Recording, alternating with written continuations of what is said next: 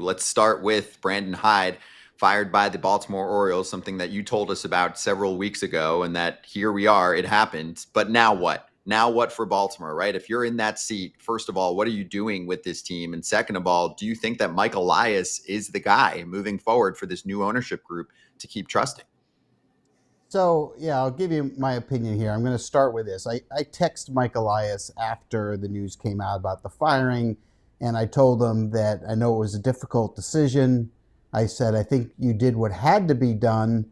At the same time, I know it's the worst part of the job of being a GM or a president is having to fire the manager or releasing a player. That's the worst part because you're firing a friend, you're firing a family, and although you think the relationship can stay the same afterwards because it's a business decision, it really doesn't. And so the whole process is terrible. That being said, the important thing that I texted him afterwards was it's not about who you fired, it's about who you hire to replace him and the difference and the impact that next person gives. Now, I wasn't aware at the time that he was hiring Tony Mansolini to be the interim manager for the rest of the year. At the time, I did not think that was what they were going to do. So let's talk about when you fire a manager in season, what has to happen. One of two things. Either one, you better win more games with the next manager than you did with the one you have. Or number two, you're making the change because in order to win next year, you've got to make the change now to prepare for it because the approach or the process or the plan or the strategy that is implemented now isn't working and you don't think is going to work. So in this particular case, the Orioles have zero chance of coming back and getting back into this race because they don't have any pitching. You don't have pitching, you can't win. I don't care what your lineup looks like. It's not going to happen. And with the Orioles, you're looking at Corbin Burnes is sitting in Arizona. Grayson Rodriguez is on the injured list. They're your two best starters. Charlie Morton's 0-7 with a 7.6 ERA. Kyle Gibson just got designated for assignment with a 16 ERA. And Dean Kramer and Cade Povic's ERAs are north of 5, and they're not going to be able to turn it around with what they have. They're just not.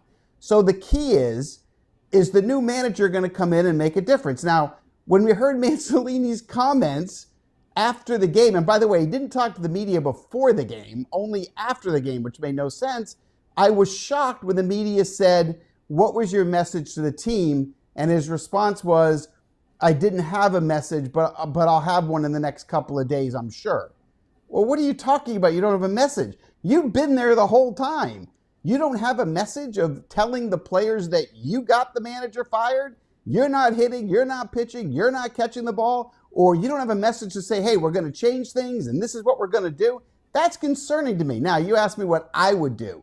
All right, number one, they don't have players in the right position, right? I mean, Gunnar Henderson should be at third. Jackson Holliday should be at short. Westberg should be at second. They should give Mayo first base and Kerstedt left field and let them play every day. So in November, we know if they can play or not, if they're going to hit or not.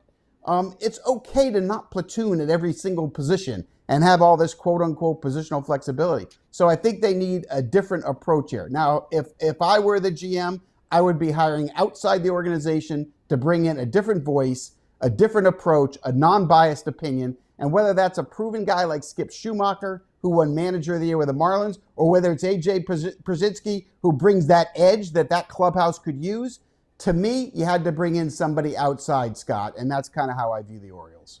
Scott, you need to check out this Roback hoodie I have. It's 85 plus degrees here in Florida. Look, lightweight, feels great, cool colors, perfect for those hot Florida days. I agree, AJ. Color looks fire. And you can get your own sweatshirt, polo, hoodie. Go check out Roback. And if you do and you're a first-time customer, Roback.com using the code FOUL gets you 20% off your first purchase. RHOBACK.com, code FOUL. Get after it, FT fam. Can a manager who's 42 years old, never been a manager, that's now the interim manager for the entire year, make those decisions? Would you allow that as a GM to be like, oh, well, what do you think should be the changes? Because Mike Elias isn't going to make those changes that you were talking about. Gunnar Henderson III, Jackson Holliday.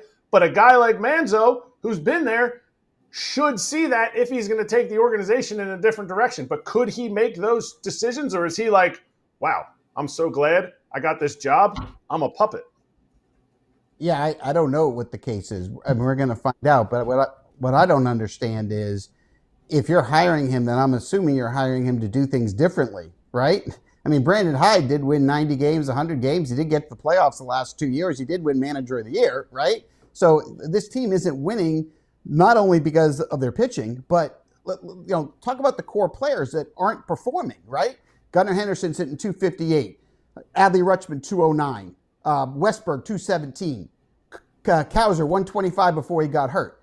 Like, your core guys aren't performing. That's the problem, because you need the core guys to hit. So in the offseason, you're just fixing the pitching. Like, you need this lineup, these young players, to play every day and to perform. So I don't know what Tony's bringing to the table. Now, just from my experience, I would rather hire a veteran manager that's proven he can win to go in there and stabilize the situation, but come with a different approach.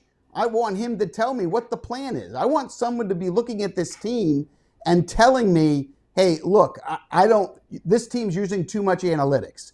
This team is too focused on what the front office is sending down to do.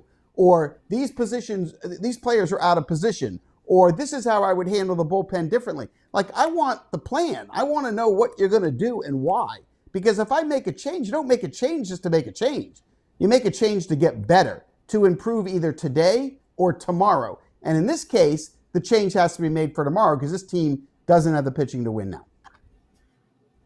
But didn't we know this was coming, Jim? When they fire a Freddie Gonzalez, they fire some of the coaches, they bring in new coaches, they bring in all these new people. And yes, you can say what you want about Mansolino and him not knowing what he's doing, but he's just happy to be a big league manager. He's like, oh, wow, I'm a big league manager. I wasn't prepared for this. So I get all this stuff you're saying, but this is just kind of par for the course, it seems like, with the Orioles. Well, how does Mike Elias turn this around? Because we've talked about it on here numerous times. Is he a closer? Is he a finisher, right? Yeah, he got you lots of prospects, but he's scared to death to trade these prospects. He's scared to make the move. And every move he made this offseason backfired, right? From Tyler O'Neill, who's always been hurt. He's hurt again this year, right? The pitchers he brought in at the end of their kind of career, instead of making the bold move, yes, he did it for Burns last year, but I thought they should have done anything they could to make him stay in Baltimore, want to stay in Baltimore. They didn't do that. So how long of a leash now does Mike Elias have? Because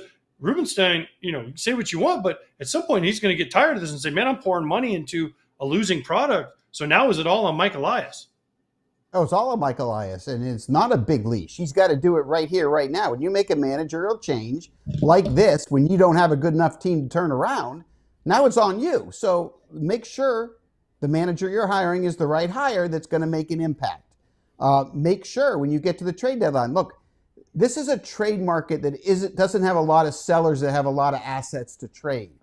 The Orioles will have a lot of assets to trade, whether that's Ryan Mountcastle or Ryan O'Hearn or Cedric Mullins or Felix Bautista or Yaniel Cano, Zach Eflin. They're going to have pieces that contending teams are going to want.